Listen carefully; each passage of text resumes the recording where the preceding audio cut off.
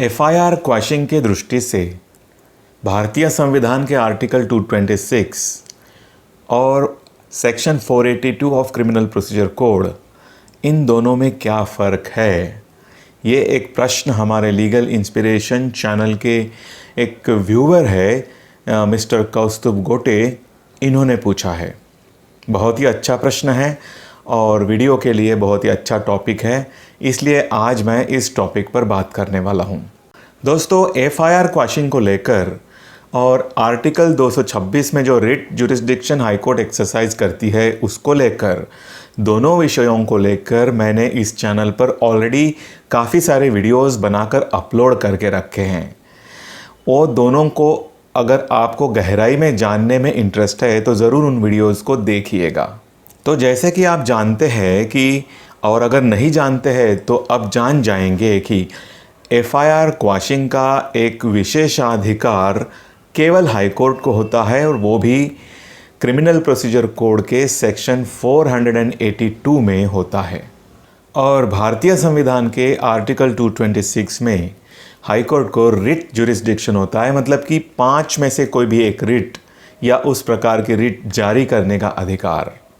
अब इसके बारे में भी एक डिटेल वीडियो यहाँ उपलब्ध है इस चैनल पर, वो आप देख लीजिएगा। उसके डिटेल में ना जाते हुए मैं अभी केवल इतना ही बता दूँ कि हाईकोर्ट का आर्टिकल 226 का जुरिस्डिक्शन भी इतना ज़्यादा वास्ट है कि ऐसा कहा गया है कि भले ही पार्लियामेंट ने या स्टेट लेजिस्लेचर ने कोई कानून बनाकर इसके ऊपर कोई बाधा भी लाए तो भी ये अधिकार ख़त्म नहीं हो सकता। इतना वास्ट ये अधिकार होता है। तो ये 5 रिट्स इशू करने में एक रिट ऑफ सर्शोरारी होती है, रिट ऑफ मैंडेमस दूसरी रिट, इस प्रकार के 5 में से ये 2 रिट्स होती है। और ये विशेषाधिकार हाईकोर्ट का इतना वास्ट है कि इसमें हाईकोर्ट किसी भी ट्रिब्यूनल या किसी भी कोर्ट के सामने अगर कोई प्रोसीडिंग्स है तो वो क्वाश करने का भी अधिकार रखते हैं। उसमें एफआईआर क्वैशिंग का भी अधिकार समाविष्ट होता है। मगर इस बारे में डिटेल में जानने से पहले मैं आपको बता दूं कि एक केस हुई थी 2007 में जो सुप्रीम कोर्ट ने डिसाइड की थी। केस का नाम है PN Poddar versus state of Maharashtra. उस केस में क्या हुआ था, इस पर से आपको उजागर होगा कि क्या हाईकोर्ट को आर्टिकल 226 में भी एफआईआर क्वैशिंग का अधिकार है। तो हुआ यूँ था कि मिस्टर PN पोद्दार और 2 ऑफिसर्स, ऐसे तीनों उषा इंटरनेशनल लिमिटेड कंपनी के ऑफिसर्स थे। अब इन तीनों ने क्या किया था कि एक अन्य व्यक्ति, जिसे हम कहेंगे प्रतिवादी नंबर 2, उसके खिलाफ चेक बाउंस की केस फाइल की थी। मतलब कि section 138 of negotiable instruments act में कंपनी की तरफ से इन तीनों ने, मतलब कि पोद्दार साहब और 2 ऑफिसर्स, इन तीनों ने प्रतिवादी क्रमांक 2 के खिलाफ, उसका नाम नहीं पता क्योंकि वो केस में उसका नाम दिख नहीं रहा है, तो हम उसे प्रतिवादी नंबर 2 ही कहेंगे, उसके खिलाफ section 138 of negotiable instruments act की केस, क्रिमिनल केस फाइल की थी। अब इन्होंने जब उसके खिलाफ केस फाइल की तो प्रतिवादी नंबर 2 ने भी इन तीनों के खिलाफ एक क्रिमिनल केस दायर की, जो कि सेक्शन 458 और 471 of Indian penal code read with 34 of IPC थी। मतलब कि इन तीनों ने प्रतिवादी नंबर 2 के खिलाफ और प्रतिवादी नंबर 2 ने इन तीनों के खिलाफ, ऐसी एक दूसरे के खिलाफ इन्होंने केसेस दायर की हुई थी। अर्थात मिस्टर पोद्दार और जो 2 ऑफिसर्स थे, उन्होंने जो केसेस प्रतिवादी नंबर 2 के खिलाफ दायर की थी वो कंपनी की तरफ से दायर की थी, मतलब कि उषा इंटरनेशनल की तरफ से।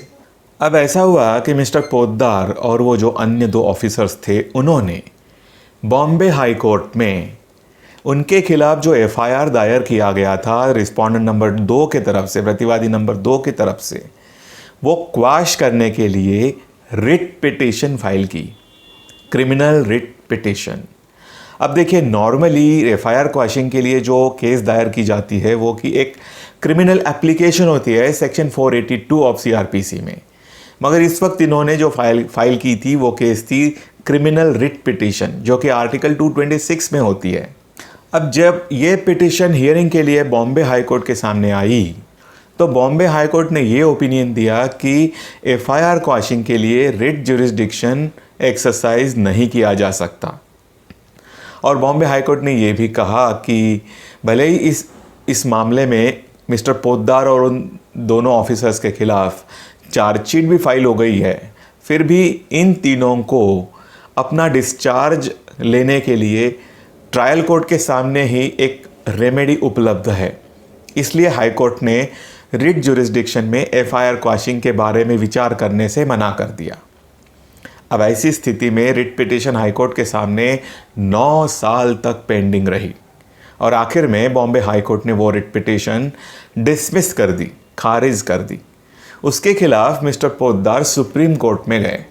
अब जब सुप्रीम कोर्ट के सामने ये केस आई तो सुप्रीम कोर्ट ने कहा, in law the high court was not right in opining that writ jurisdiction cannot be exercise for quashing of FIR, though the quashing of FIR in writ jurisdiction is to be resorted to in a very rare manner, as opined by Supreme Court in the case of State of Haryana versus भजन लाल। मतलब समझाता हूँ।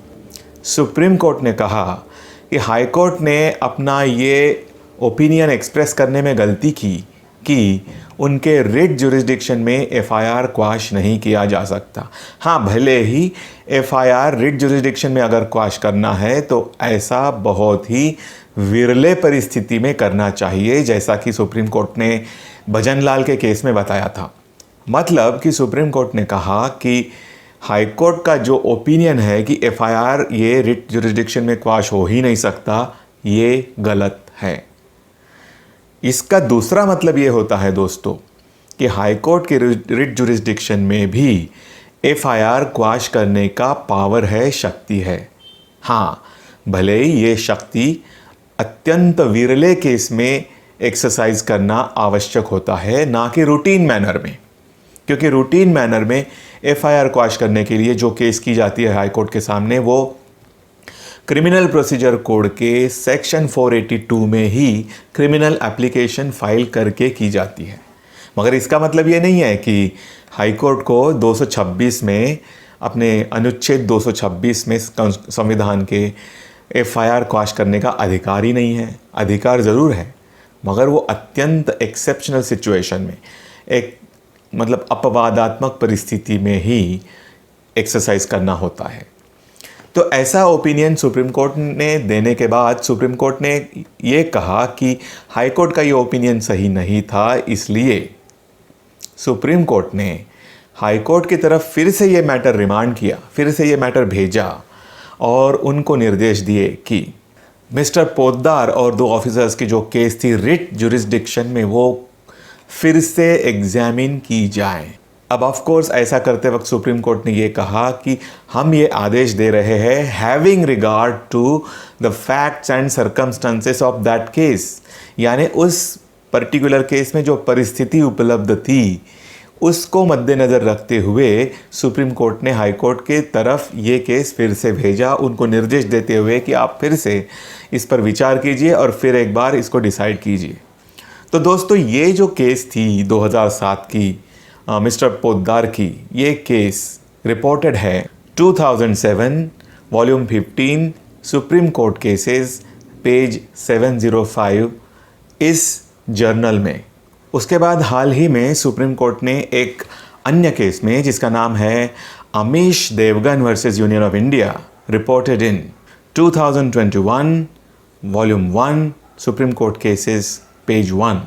Supreme court ने कहा, अब क्या कहा वो exactly मैं आपको पढ़ के बताता हूँ। सुप्रीम कोर्ट ने कहा, as aptly observed by Supreme Court in Arnab Ranjan Goswami's case, when the writ petitioner has an equally efficacious remedy available before the High Court under Section 482 of CRPC, he must ordinarily be relegated to the High Court. But this does not mean that a petition under Article 32 of the Constitution is not maintainable. There is a clear distinction between the maintainability of a petition and whether it should be entertained when there are exceptional grounds or reasons for entertaining the same. मतलब ये कि supreme court कहते हैं कि जैसे कि supreme court ने अर्नब गोस्वामी के केस में ऑब्जर्व किया था कि जब रिट पिटिशनर को एक अच्छी रेमेडी उपलब्ध होती है सेक्शन 482 ऑफ CRPC में फॉर क्वैशिंग FIR, तो नॉर्मली जो पिटिशनर होता है उसे 482 की रेमेडी लेने के लिए वापस भेजना चाहिए, rather than entertaining a writ petition under article 226 of the constitution या 32 ऑफ द कॉन्स्टिट्यूशन। मगर इसका मतलब ये नहीं कि आर्टिकल 32 ऑफ द कॉन्स्टिट्यूशन में FIR क्वैशिंग के लिए केस हो ही नहीं सकती। और कोर्ट आगे कहते हैं कि केस मेंटेनेबल रहना और केस एंटरटेन कर सकना, इन दोनों में एकदम फ़र्क होता है। मतलब ये कि जैसे कि आर्टिकल 32 या 226 में FIR क्वैशिंग के लिए केस मेंटेनेबल तो रह सकती है, मगर क्या उसे एंटरटेन करना चाहिए या नहीं, ये एक अलग बात होती है। एंटरटेन करना यानी सुनवाई के लिए तैयार होना, कोर्ट ने सुनवाई के लिए तैयार होना या नहीं होना, उसको कहते हैं एंटरटेन करना। तो केस दाखिल तो हो सकती है, मतलब उस प्रावधान में केस बन तो सकती है, मगर क्या उसे सुनना चाहिए या नहीं उस प्रावधान में, या उस पिटिशनर को जो सही प्रावधान है उसमें केस दायर करने के लिए वापस भेजना चाहिए, ये बातें कोर्ट्स डिसाइड करते हैं। तो इसका मतलब दोस्तों शॉर्ट में हाई कोर्ट या सुप्रीम कोर्ट का जो रिट जुरिस्डिक्शन होता है आर्टिकल 226 और आर्टिकल 32 में, उसमें FIR क्वैशिंग के तो अधिकार या शक्ति कोर्ट्स को होती ही है, मगर ऐसी शक्ति सुप्रीम कोर्ट या हाई कोर्ट उनके रिट जुरिस्डिक्शन में बहुत ही विरले परिस्थिति में ही एक्सरसाइज करते हैं, ना कि रूटीन मैनर में। और रूटीन मैनर में ये जो केसेस होती है FIR क्वैशिंग के, ये क्रिमिनल प्रोसीजर कोड के सेक्शन 482 में ही करनी चाहिए। तो आशा करता हूँ आपको ये सब बातें क्लियर हो गई होंगी। तो थैंक यू दोस्तों for watching today's video. Bye, good night and take care and see you in the next video.